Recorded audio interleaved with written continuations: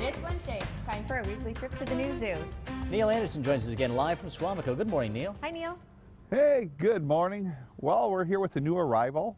We have a new male elk, and he arrived this past Saturday, and he'll be going on exhibit in about a month. We have him back in our hoofstock holding area, and he will be joining. We have a 4-year-old female. Her name is Humus out there. She's on our North American Plains exhibit, and just take a guess what his name might be. Well, you know what they call them? Garbanzo bean. Pretty good, isn't it? I like it. Yeah. You know, I'm like, I know they, like I said, I had to check and see what they came up with, but that makes sense, you know, garbanzo bean and humus. So anyway, hopefully then, like I said, within a month, we'll be getting him out here.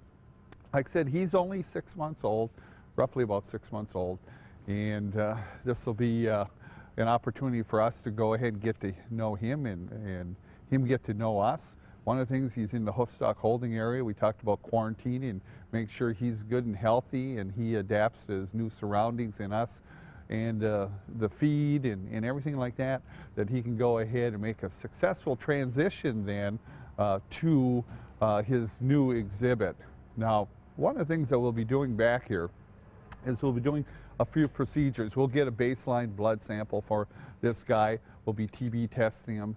We'll be checking up on his vaccination. I want to show you, this is a piece of equipment that we use. When you're working around, even, you know, you've got a deer, you know, an elk in this case, you know, that, you know, about that size, still can be pretty dangerous to work with.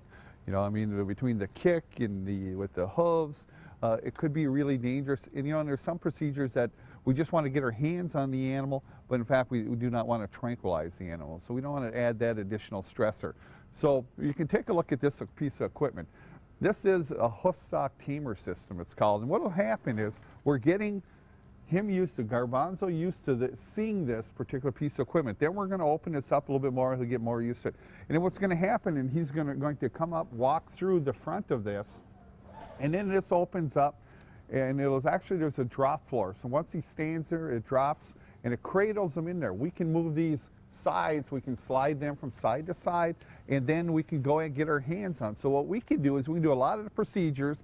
You know, he's kind of hanging up there, you know, in a real comfortable position that we do not have to go ahead and tranquilize. So that gives us an opportunity to go ahead and do, like I said, quite a few of the veterinary procedures without adding the additional stressor of tranquilizing the animal.